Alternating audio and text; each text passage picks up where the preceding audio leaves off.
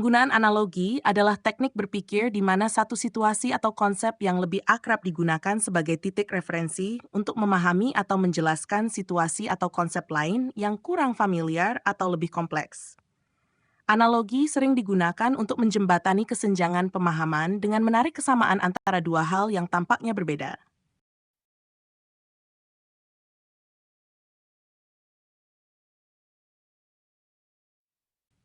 Tujuan penggunaan analogi. 1.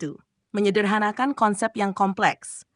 Dengan menghubungkan sesuatu yang kompleks dengan sesuatu yang lebih sederhana atau lebih dikenal, analogi dapat membuat konsep sulit lebih mudah dipahami. 2. Membantu proses pembelajaran. Dalam pendidikan, analogi sering digunakan untuk membantu siswa memahami konsep-konsep abstrak atau teknis dengan hubungkannya ke situasi sehari-hari yang sudah mereka kenal. 3. Membangun argumen. Dalam debat atau argumen, analogi dapat digunakan untuk memperkuat klaim dengan menunjukkan bagaimana sesuatu yang sudah diterima dapat diterapkan dalam konteks yang berbeda. Merangsang kreativitas.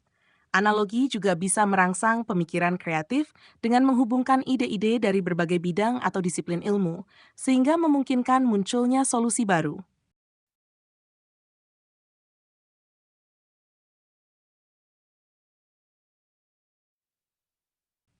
Jenis-jenis analogi. Set analogi struktural. Ini melibatkan kesamaan dalam struktur atau hubungan antara dua konsep. Misalnya, hubungan antara baterai dan mobil listrik bisa dianalogikan dengan perut dan manusia dalam hal energi yang digunakan untuk berfungsi. Fungsional. Analogi fungsional melihat kesamaan dalam fungsi atau peran antara dua hal. Misalnya, matahari dapat dianalogikan dengan bola lampu karena keduanya berfungsi sebagai sumber cahaya. Analogi sebab akibat. Analogi ini melihat kesamaan dalam hubungan sebab akibat. Misalnya, kurang tidur si dapat dianalogikan dengan bahan bakar rendah pada mobil, karena keduanya menyebabkan penurunan kinerja. 4. Analogi personifikasi. Ini adalah penggunaan karakteristik manusia untuk menjelaskan konsep abstrak. Misalnya, komputer yang lambat dapat dianalogikan dengan orang yang sedang lelah, di mana keduanya memiliki kinerja yang menurun.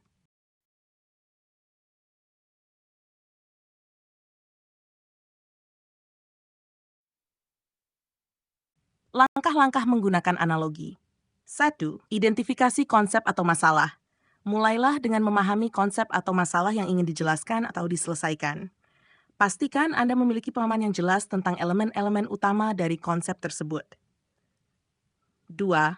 Temukan sumber analogi. Cari sesuatu yang sudah dikenal oleh audiens atau yang lebih sederhana untuk dipahami, dan pastikan ada kesamaan struktural, fungsional, atau sebab akibat dengan konsep yang ingin dijelaskan. 3. Bangun hubungan. Jelaskan bagaimana dua hal tersebut terkait. Buat analogi menjadi jelas dengan menunjukkan persamaan dan perbedaan antara kedua hal tersebut. 4. Uji kekokohan analogi. Pastikan bahwa analogi tersebut tidak menyesatkan atau tidak tepat. Analoginya harus cukup dekat dengan konsep yang dijelaskan agar tetap relevan, tetapi juga cukup berbeda untuk memberikan pemahaman baru. Gunakan analogi secara berkelanjutan.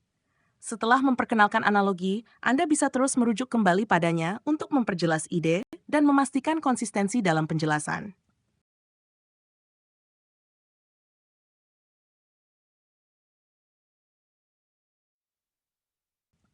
Contoh penggunaan analogi. 1. Pendidikan. Untuk menjelaskan konsep atom kepada siswa sekolah dasar, seorang guru bisa menggunakan analogi sistem tata surya, di mana inti atom diibaratkan sebagai matahari dan elektron sebagai planet-planet yang mengorbit di sekitarnya. 2. Bisnis. Dalam menjelaskan strategi diversifikasi produk, seorang manajer pemasaran mungkin menggunakan analogi portofolio investasi, di mana memiliki berbagai produk diibaratkan sebagai memiliki berbagai jenis investasi untuk mengurangi risiko. 3. Teknologi. Untuk menjelaskan bagaimana enkripsi data bekerja, seseorang bisa menggunakan analogi kunci dan gembok, di mana data diibaratkan sebagai objek yang dilindungi oleh enkripsi yang berfungsi seperti gembok yang hanya bisa dibuka dengan kunci yang tepat. Psikologi. Untuk menggambarkan pentingnya istirahat bagi otak, seorang psikolog mungkin menggunakan analogi baterai ponsel yang perlu diisi ulang agar tetap berfungsi dengan baik.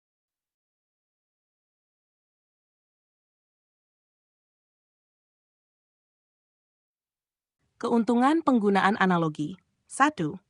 Mempermudah pemahaman. Analogi membuat konsep yang sulit lebih mudah dipahami dengan menghubungkannya dengan sesuatu yang sudah dikenal.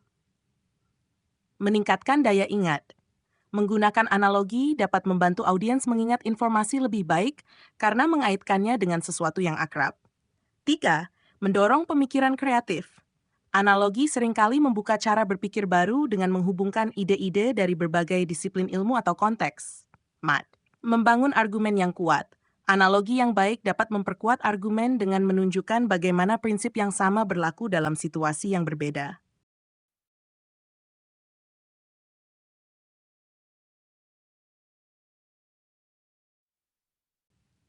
Tantangan dan keterbatasan. 1. Kesalahan analogi. Jika analogi tidak tepat atau terlalu jauh dari konsep yang dijelaskan, analogi bisa menyesatkan dan menyebabkan kesalahpahaman. 2. Simplifikasi berlebihan. Analogi bisa terlalu menyederhanakan konsep yang sebenarnya lebih kompleks, sehingga detail penting bisa terlewatkan. Tidak selalu universal. Analogi yang bekerja dengan baik dalam satu konteks mungkin tidak bekerja dengan baik dalam konteks lain, terutama jika audiens memiliki latar belakang yang berbeda.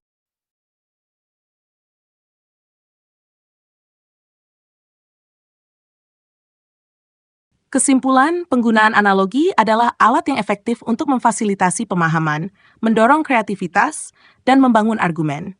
Namun, penting untuk menggunakan analogi dengan hati-hati, memastikan bahwa hubungan yang dibangun tidak menyesatkan dan tetap relevan dengan konsep yang dijelaskan. Dengan pemilihan analogi yang tepat, Anda dapat membuat ide-ide kompleks lebih mudah dipahami dan diterima oleh audiens yang lebih luas.